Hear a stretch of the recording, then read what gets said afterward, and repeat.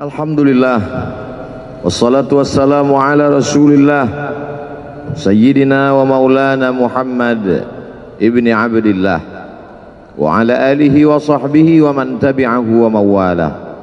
Ashhadu an la ilaha illallah wahdahu la syarika lah wa ashhadu anna sayyidana Muhammadan abduhu wa rasuluhu la nabiyya ba'dah.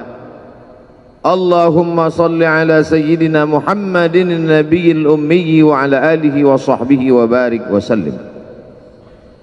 Qala Allah Ta'ala fil Qur'anil azim wa huwa asdaqul qailin. A'udzu billahi minasy syaithanir rajim.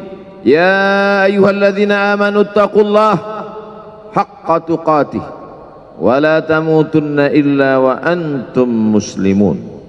Wa qala ta'ala fi ayatin ukhra.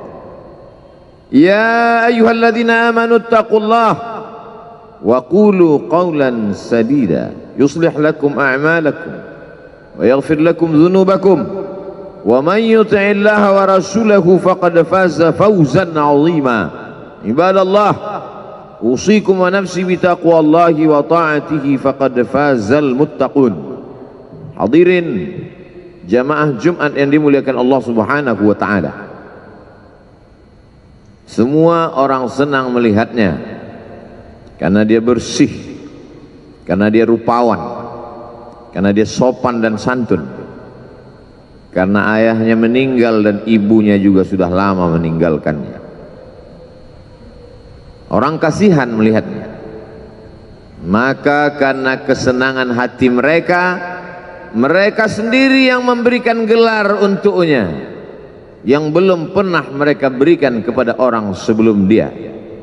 Gelar itu bernama Al-Amin, orang yang layak menerima amanah. Amin diambil dari 3 huruf, alif, mim, nun. Dari kata alif, mim, nun muncullah kata amanah. Orang yang mampu menerima amanah disebut Al-Amin. Kita mengatakannya jujur. Lawan daripada amanah adalah khianah, al-khain, pengkhianat. Dia tidak berkhianat. Dia adalah seorang yang mampu mengemban amanah dan terpercaya, maka semua orang percaya kepada dia. Dari alif, mim, nun juga akar yang sama dengan iman, akar kata yang sama dengan iman, maka iman berarti percaya. Dia adalah orang yang dipercaya karena memang dia mampu mengemban amanah. Kapan kebencian itu datang? Kebencian itu datang ketika dia naik ke atas bukit Sofa dan dia berkata kepada semua penduduk Makkah, seandainya aku katakan di balik bukit Jabal Abi Qubais yang besar, gagah, perkasa, tinggi, menjulang ini ada pasukan musuh yang akan menyerang kita, apakah kalian percaya? Semua mereka berkata, shadaqnaka, kami percaya karena memang kami menggelar engkau orang yang dapat dipercaya. Seandainya aku katakan bahwa ada pasukan musuh yang akan meluluh lantakkan, menghantam, membunuh kita, apakah kalian percaya? Mereka menjawab, shadaqnaka, kami percaya. Seandainya aku katakan bahwa aku menerima wahyu dari Allah dan aku diperintahkan Allah untuk mengabarkan kepada kalian yang baik-baik akan masuk surga, yang jahat-jahat akan masuk neraka, percayakah kalian? Disitulah perlawanan datang, bukan dari orang lain, bukan dari musuh, bukan dari lawan. Perlawanan itu datang dari saudara kandung, dari ayah kandung yang masih ada hubungan darah. Tabban laka ya Muhammad alihadza jama'tana, celakalah engkau Muhammad, apakah hanya untuk ini saja kau kumpulkan kami hari ini? Allah membelanya, langsung Allah membelanya. Dia tidak membela dirinya, tapi Allah mengatakan tabbat yada abi lahabi wa tabba ma aghna anhu maluhu, hartanya tak ada berguna, wa ma kasab, hasil usahanya tak mendatangkan manfaat. Wa imra'atuhu hammalatal hatab, istrinya menjadi pembawa kayu bakar, simbol dari adu domba, kata-kata yang membuat menyakitkan hati yang dibawa oleh Ummu Jamil istri Abu Lahab untuk menyiksa, menjelekkan, membuli, menebarkan berita untuk membunuh karakter Sayyidina wa Maulana Muhammad sallallahu alaihi wasallam. Ini bukti kalau hari ini ada anak muda yang rupawan, yang dermawan, yang disenangi lingkungannya, tidak ada orang yang tersinggung, biasa, karena Nabi Muhammad SAW juga pernah mengalami hal itu. Tapi begitu kau katakan, aku tadi malam bermimpi bahwa aku mesti hijrah, meninggalkan komunitas peminum khamar, meninggalkan geng kita yang selama ini bicara tentang yang haram, maka disitulah mereka akan berkata, apakah hanya untuk ini saja kita berteman selama ini? Mana persahabatan kita? Apa yang dialami pemuda-pemuda hijrah hari ini dialami oleh Rasulullah sallallahu alaihi wasallam 14 abad yang silam. Ketika kau berhasil bisnis, orang senang. Ketika kau berhasil membina rumah tangga, tidak ada orang yang tersakiti. Ketika anakmu lucu-lucu dan kau berada di tengah mereka, tidak terusik kepentingan mereka, tidak terganggu ekonomi mereka, engkau adalah sahabat, engkau adalah teman setia. Tetapi ketika kau tidak ikut kemauan manusia, disitulah engkau sedang melantik dirimu sendiri menjadi musuh. Maka Allah kuatkan hatimu, wa in tuti aktsara man fil ardi, kalau kau ikut kebanyakan orang di atas muka bumi, yudilluka an sabilillah, mereka hanya akan menyesatkan engkau dari jalan Allah subhanahu wa ta'ala. Tapi api itu tidak pernah padam. Kalau dia padam, maka berakhirlah dakwah Islam. Dia terus bergelora, dia terus menyala, dia terus membakar kemunafikan, membakar kemusyrikan, sampai akhirnya embargo pun tiba. Jangan ada yang mau bergabung dengan kelompok Muhammad sallallahu alaihi wasallam. Jangan ada yang mau berkirim makanan, jangan ada yang mau berdagang, jangan ada yang mau menjalin transaksi. Mereka ingin membunuh secara perlahan-lahan. Jangan beli produknya, jangan duduk bersamanya, jangan berteman dengan dia. Kenapa kamu mau berfoto dengan dia? Kenapa kamu mau bergambar dengan dia? Kenapa kamu masih mau mendengar ceramah dia? Adakah orang yang mengalami hal itu hari ini? Adakah ketakutan-ketakutan dari hamba Allah yang mengatakan Allahu Akbar, Allah Maha Besar, tapi takut ditinggalkan kawan, cemas ditinggalkan sahabat? Maka itu pernah terjadi pada kelompok Sayyidina wa Maulana Muhammad sallallahu alaihi wasallam. Kalau pembunuhan karakter tidak berhasil, maka ada yang lebih dahsyat daripada itu. Mereka tawarkan dunia beserta isinya. Wallahi, demi Allah wahai paman, demi Allah wahai Abu Talib, law wada'u syamsa fi yamini wal qamara fi yasari, andai mereka letakkan matahari di tangan kananku, bulan di tangan kiriku, ala atruka hadzal amr, supaya aku tinggalkan dakwah ini, aku tidak akan meninggalkannya. Bujuk rayu mulai tiba. Itu terjadi pada diri Nabi Muhammad sallallahu alaihi wasallam. Kalau kau tidak mempan dimusuhi, kalau kau tidak mempan dirangkul, kau akan dipukul. Kalau kau tidak mempan dipukul, kau akan dirangkul.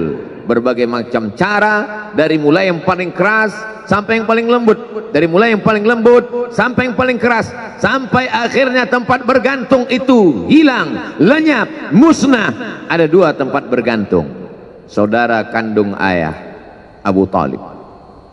Mereka tidak mengusiknya karena dia keponakan Abu Talib. Abu Talib anak Abdul Muttalib, Abdul Muttalib anak Hashim, Hashim anak Abdi Manaf, Abdi Manaf anak Qusay, Qusaylah pendiri Darun Nadwah. Mereka keturunan darah mulia dari Adnan. Adnan menerima tetesan darah dari Ismail, Ismail anak kandung Ibrahim alaihissalam. Jangan ganggu dia.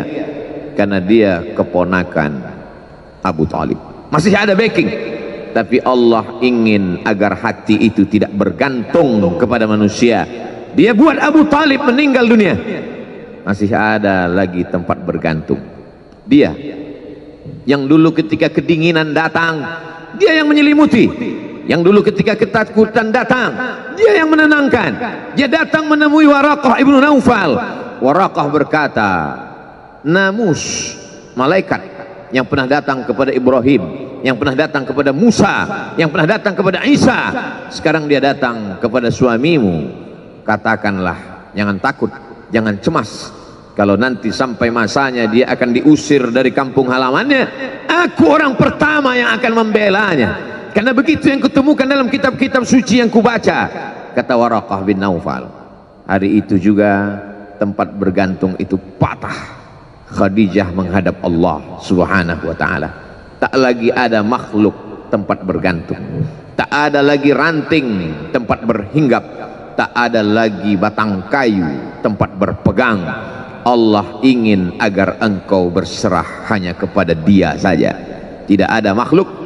Bersandar kepada makhluk akan kecewa, bersandar pada kayu yang rindang akan tumbang, bersandar kepada benda akan binasa, bersandar kepada sahabat akan berubah menjadi musuh.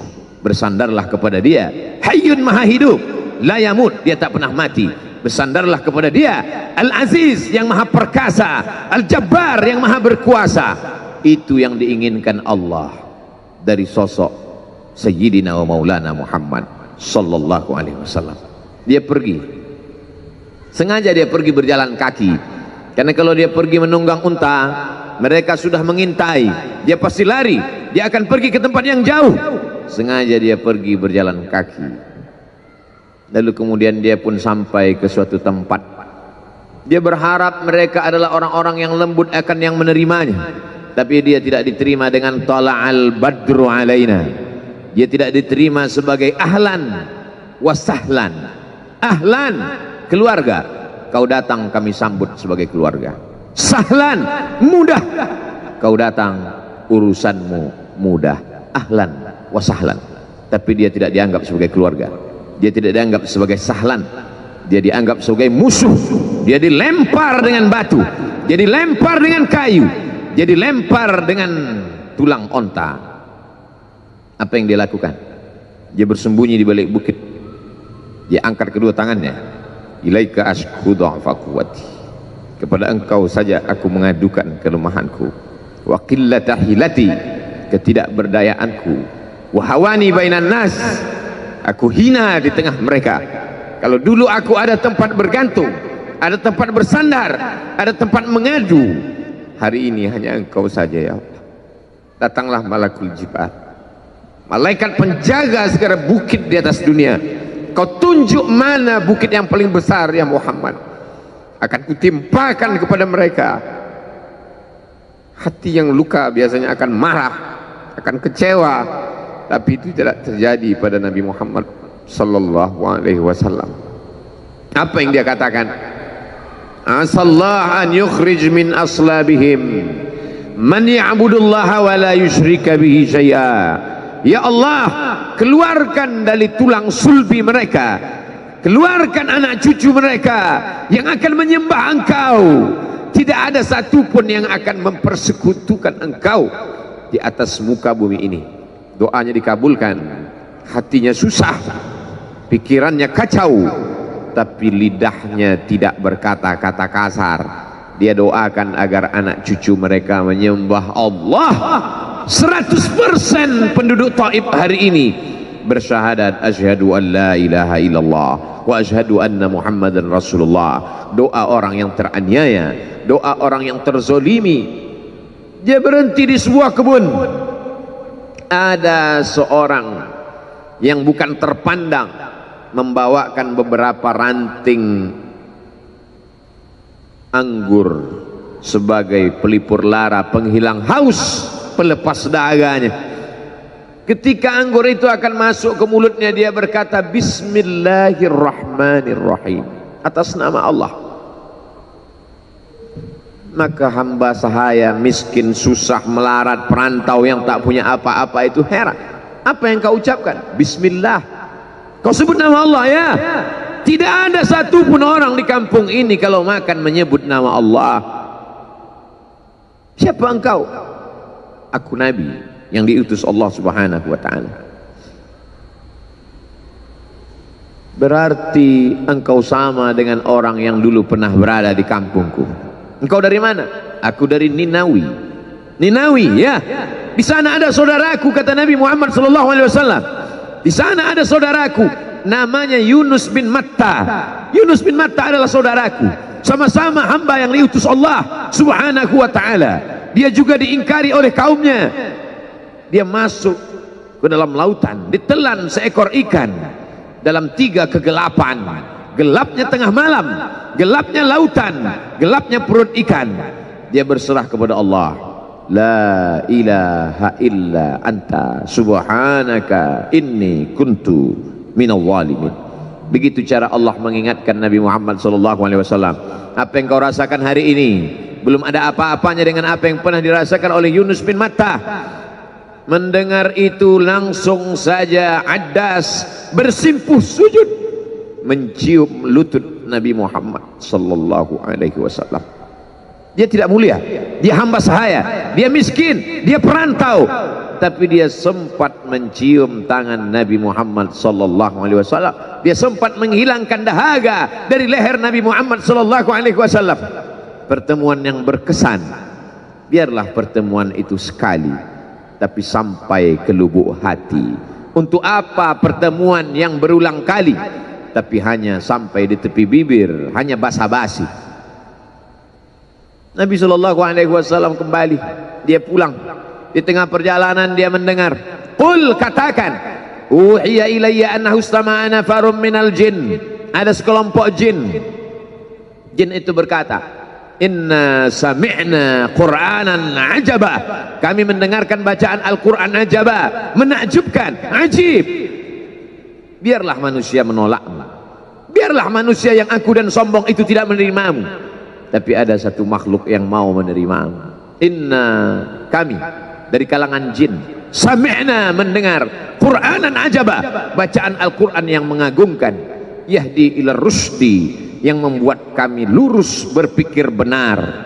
Betapa jin yang dikatakan makhluk jahat, tapi ketika dia mendengarkan bacaan Al-Quran tersentuh hatinya dan dia bersyahadat, anna minnal muslimun, kami ada yang muslim, wa minnal qasitun, kami ada yang kafir. Yang muslim taharrau rasyada, selalu mencari jalan kebenaran. Yang kafir kanu li jahannam hataba, mereka hanya akan menjadi santapan neraka jahanam. Dia kembali ke kota suci Makkah Al-Mukarramah seperti biasa, sampai akhirnya datanglah malaikat Jibril membelah dadanya, mensucikan hatinya sampai layak, lalu kemudian dia pun dibawa. Subhanalladzi asra bi'abdihi lailan, maha suci Allah yang memperjalankan hambanya pada suatu malam, minal masjidil haram ilal masjidil aqsa, dari masjidil haram ke masjidil aqsa, alladzi barakna haulah, kami berkahi sekelilingnya. Untuk apa? Linuriyahu min ayatina, kami ingin memperlihatkan kepadanya tanda-tanda kebesaran kami. Selama ini dia hanya didengar, azab kubur didengar, neraka jahanam didengar, malaikat didengar. Hari ini kami ingin memperlihatkan tanda-tanda itu kepada hamba kami.